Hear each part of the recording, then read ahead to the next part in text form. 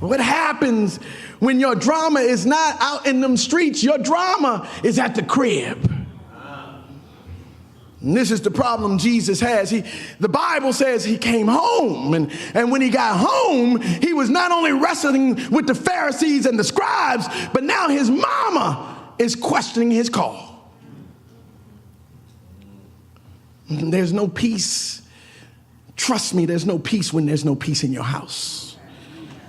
When you go home to drama, that ain't good. That's stress. Because your home is supposed to be your sanctuary, but when your sanctuary is filled with Satan, what do you do? He came home, and when he got home, the Bible says that there was chaos and confusion of two different types. First, the crowd came with him home. He could never have a day off. Every day, Jesus got somebody following him. And when he comes home, the crowd came home with him.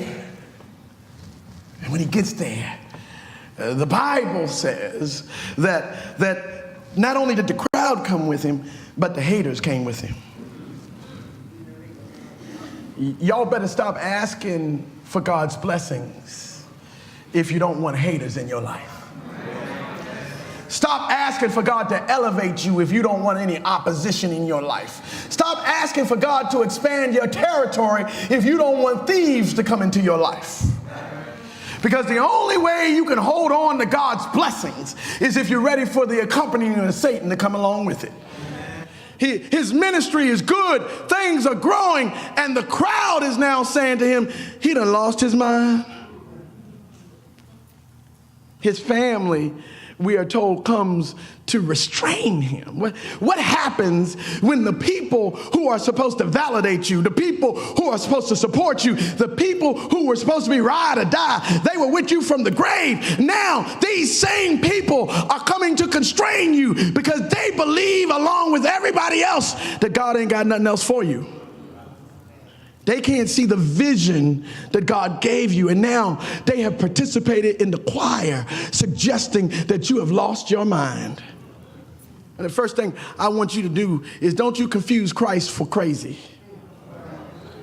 See, when you get a real relationship with Christ, there are people who come into your life that'll think you crazy. They don't know nor understand how you keeping so calm when all hell is breaking loose around you. They want you to act a fool like they act a fool. They want you to curse somebody out like they'd want somebody to be cursed out. And when you stay real calm, they look at you like, ooh, you crazy. But don't let people confuse your Christ for your insanity. You better know that God gives you strength, courage, sound mind, that God will keep you boosted up in the midst of all the insanity, that when you walk with God, even though all nonsense is around you, you can walk like you're not getting weary because you weeping what you sowed. And if you sow peace, even in the midst of nonsense, you'll reap it. And the older I get, the more I realize that when God and I are on the same page, I can sit in the midst of nonsense and not be nonsensical. That I can be in the midst of trouble and not act like trouble. That somebody can curse me out and I ain't got to curse them back. I ain't always been like that now. And then I start remembering, don't let Satan take your holiness. Then I start remembering the battle's not yours, it's the Lord's. Then I start remembering that if you just live right, walk right, the hater will begin to think you crazy. Don't confuse my crazy for my Christ, because I am a little crazy, but I'm crazy for Jesus.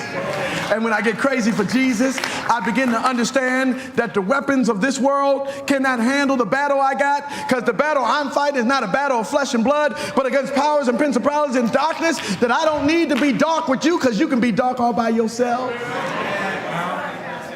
But the more God and I begin to walk, the more people say, he ain't got no sense. What's wrong with him? Why he letting that person talk about him and he ain't saying nothing back? because the Lord is my shepherd. And I shall not want. And God will make a table before me in the presence of my enemy, and my cup will run over. And all I'm doing is letting the invitation go out that when I decide that God is fighting my battle, I ain't got to lose a sweat over small people. Ooh, don't nothing drive your